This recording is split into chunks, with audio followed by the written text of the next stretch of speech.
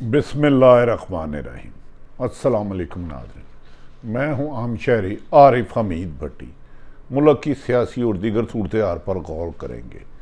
नाज़रीन, साबिक वज़ीर आज़म इमरान खान ने इंकशाफ किया है कि मुल्क में जो ताकतवर है वो जो चाहता है मर्जी से कर लेता है, कानून की हुक्मरानी नहीं।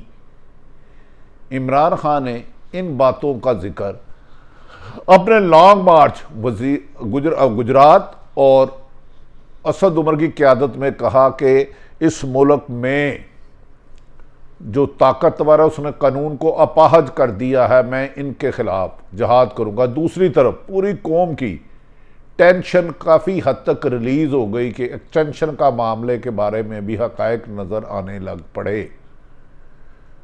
अरशद शरीफ के कत्ल में नित नए मोड़, हर रोज उसकी कहानी को नए मोड़ की तरफ ले जाया जा रहा है ताकि असल कातलों को बचाया जा सके। वो कौन है जो उसकी वालदा को पोस्टमार्टम रिपोर्ट नहीं दे रहा?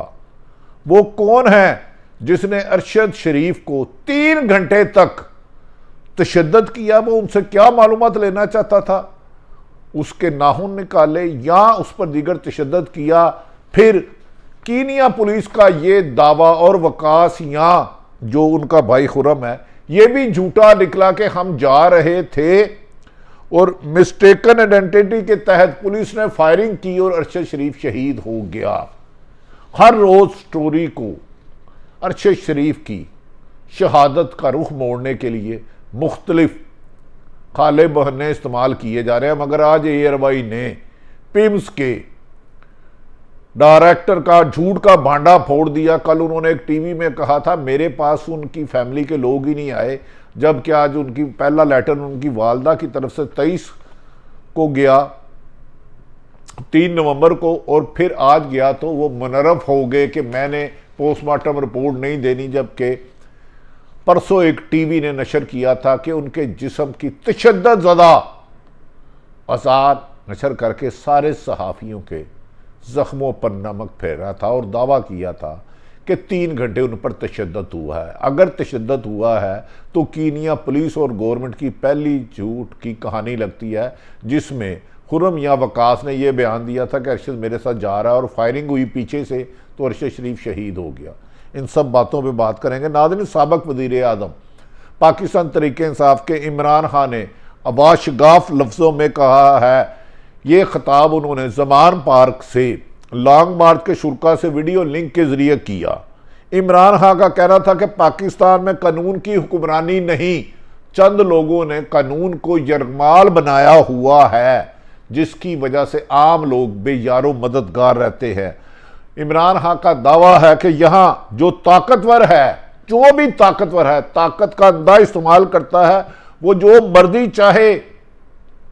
मर्जी चाहे कर सकता है, कानून को पांव तले रौंदता है।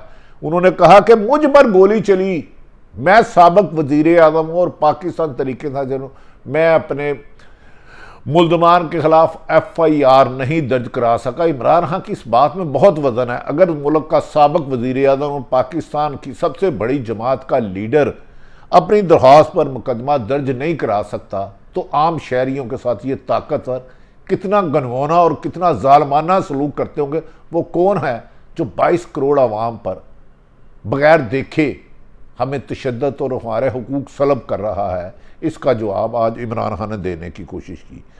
साबिक वज़ीर आज़म इमरान खान का कहना था कि मुझे गोलियां लगी जो मैं FIR नहीं कटवा सका क्योंकि सामने ताकतवर खड़ा है। इमरान खान ने अपनी FIR में एक वज़ीर आज़म मोहतरम शहबाज शरीफ, राना सनाउल्लाह और एक अहम अदारे की शख्सियत का जिक्र किया था, लेकिन वो FIR नहीं कर सकी। इस मौके पर इमरान खान ने लॉन्ग मार्च के शुरा से खिताब करते, जो सारा आजम स्वाति का केस है, मुझे गोलियां लगी, मैं FIR नहीं कटवा सका, इसके सामने ताकतवर खड़ा था। जिधर ताकतवर सामने आता है उधर इंसाफ चला जाता है और जुल्म शुरू हो जाता है। दुनिया का कोई भी कानून किसी भी ओहदे पर कायम, किसी भी सियासतदान, किसी सहाफत को ताकत के लिए इंसाफ को कुचलने की इजाज़त नहीं देता। क्या इमरान खान इन ताकतवरों के सामने ठहर सकेंगे?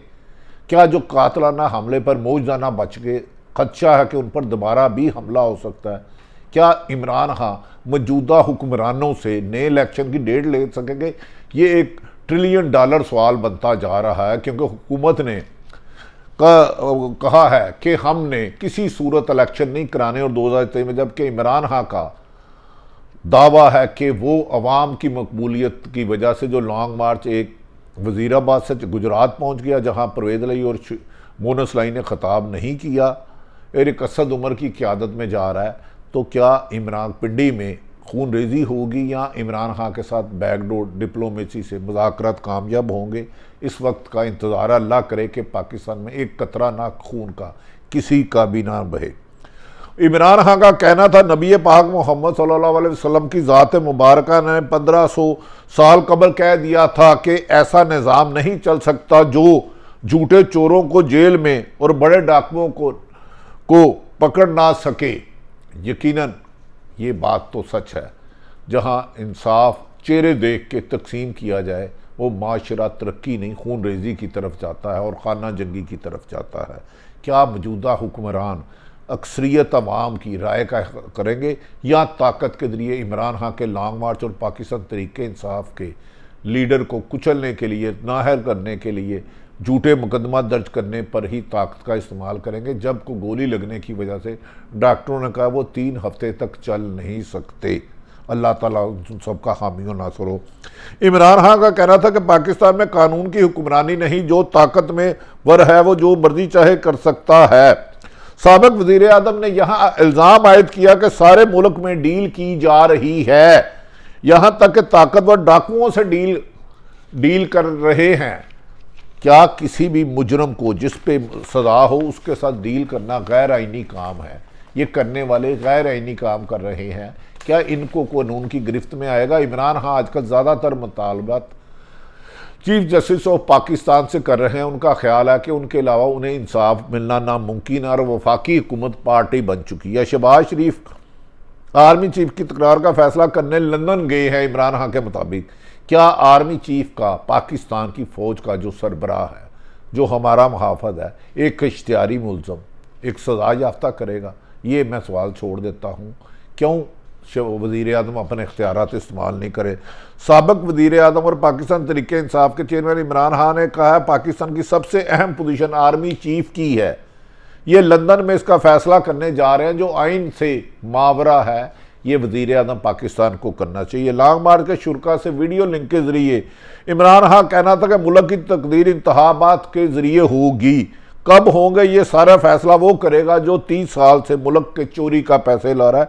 इस मौके पर उन्होंने सख्त तरीन इमरान नवाज शरीफ को भगोड़ा कहा, सजा याफ्ता कहा, मुजरम कहा और कहा लंदन से भागा हुआ अपने मुल्क में नहीं आ रहा, इससे डील नहीं करनी चाहिए। गुजरात GT रोड पर लॉन्ग मार्च के शुरा से वीडियो लिंक के जरिए इमरान खान ने कहा कि मुल्क के हालात क्यों ऐसे हैं कि बेकारियों की तरह दुनिया से भीख मांगते फिर हैं, इसलिए 40 साल पीपल्स पार्टी और नून लीग ने मुल्क को लूटा है। क्या इमरान खान लामत करेंगे? दूसरी तरफ नाज़रीन, अरशद शरीफ शहीद के केस के 2 पहलू हैं। एक तो जब वो पाकिस्तान से उनके खिलाफ मुकदमा दर्ज किए गए गद्दारी समेत दीगर, वो अपनी ज़िंदगी बचाने के लिए दुबई गए, दुबई नहीं रुकने दिया गया, कीनिया गए और कीनिया उन्हें शहीद कर दिया गया। पहले दिन से लेके आज तक उनके मुकदमे के केस को रुख को तब्दील करने के लिए सैकड़ों झूठ बोले जा रहे हैं। हर रोज़ नई स्टोरी फीड कराई जा रही है और जिक्र किया जा रहा है। लेकिन अरशद शरीफ का 2 रुख हैं। एक, जब वो पाकिस्तान में मुकदमात के इंदराज और अपनी ज़िंदगी को बचाने के लिए दुबई कीनिया गए, और जब से लाहौर एक इस्लामाबाद एयरपोर्ट पर उनकी बॉडी रिसीव हुई, उसके बाद भी इस केस को रुख चेंज करने के लिए असल मुल्ज़मान को बचाने के लिए सैकड़ों कहानियाँ घड़ी जा रही हैं, जिसमें हर नया सवाल पैदा हो रहा है। नाज़रीन, पहले कीनिया पुलिस और कीनिया हुकूमत ने कहा कि अरशद शरीफ की जो उनके साथ खुरम या वकास थे, जो भी उन्होंने कहा, हम एक खाने से वापस आ रहे थे, पत्थर रखे हुए थे जगह पर और मिस्टेकन आइडेंटिटी से फायरिंग किया पुलिस ने और वो अरशद शरीफ शहीद हो गए। जबकि अब पोस्टमार्टम रिपोर्ट की जो इब्तदाई खबर आई है और दुनिया टीवी में एक खबर चलाई है, उन्होंने अरशद शरीफ शहीद के तीन नाखून और मुख्तलिफ तशद्दुद तस्वीरें चलाई जिससे दिल दुख रहा है। उसमें दावा किया गया कि 3 घंटे उन पर तशद्दुद हुआ। क्या तशद्दुद करने वाले उनसे, उनके पास लैपटॉप था एप्पल का, टैब था एप्पल का, मोबाइल था एप्पल का, क्या उनसे कोड पूछना चाह रहे थे? 3 घंटे अगर उन्होंने तशद्दुद किया तो वो क्या उनसे ये पूछना चाह रहे थे कि अरशद शरीफ का किस किस से राब्ता है? और अरशद शरीफ के पास जो आर्काइव थी, रिकॉर्ड था इन्वेस्टिगेटिव जर्नलिज्म का, उसने किस किस को भेजा? बादिउल नज़र में वो यही पूछते होंगे। अगर वो 3 घंटे उसको अगवा करके तशद्दुद करते रहे, बेहमाना तशद्दुद करते रहे, जुल्म की इंतहा कर दी, अल्लाह उनको गारक करे जिन्होंने तशद्दुद किया और करवाया है, तो फिर ये स्टोरी क्यों घड़ी गई? कीनिया पुलिस और हुकूमत ने और मीडिया ने यह क्यों कहा कि अरशद शरीफ अपने दोस्त के साथ जा रहा था, पीछे से फायर किया गया और अरशद शरीफ उसी वक्त शहीद हो गया?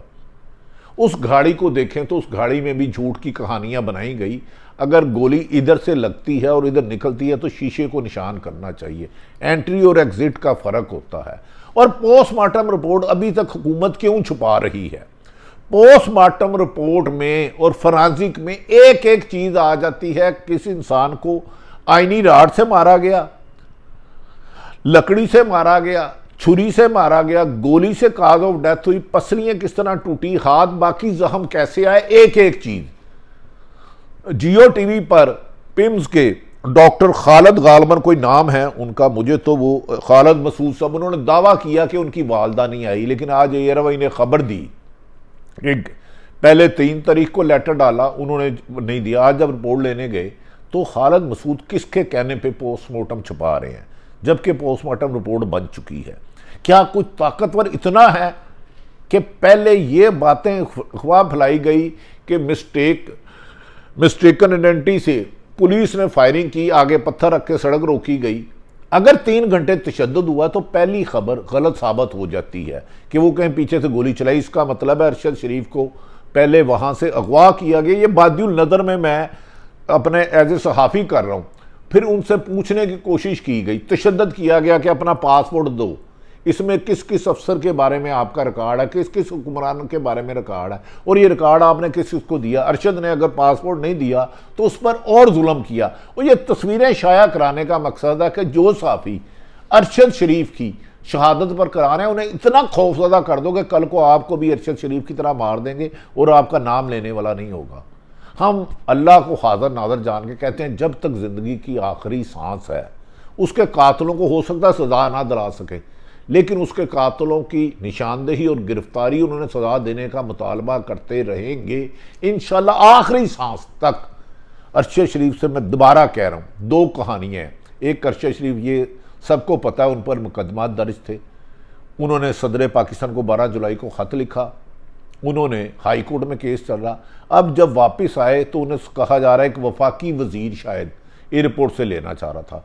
उसके बाद 15 दिन तक ये बात खुफिया क्यों रखी गई कि अरशद शरीफ पर तशद्दुद 3 घंटे हुआ?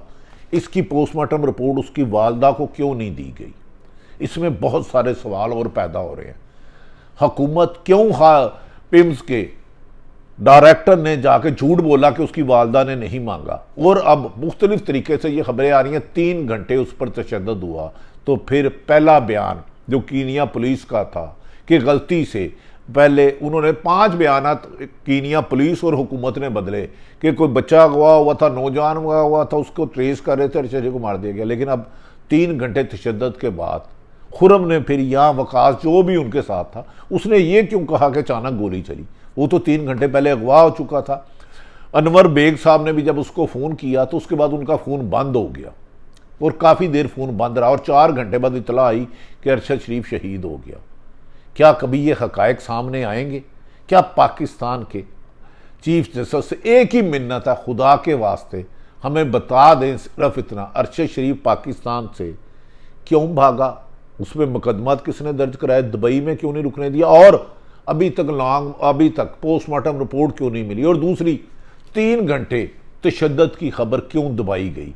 असल तो अब खबर ये आ गई, क्या खुरम ने और कीनिया पुलिस ने किसके कहने पे झूठ बोला कि इत्तफाकन गलती से गोली चलाने से वो मारा गया? इसका मतलब है इस दाल में काला नहीं, दाल ही पूरी काली है। या अल्लाह तो पाकिस्तान को सच बोलने की तौफीक दे और जालिमों के पे अपना कहर नाजर कर। पाकिस्तान जिंदाबाद।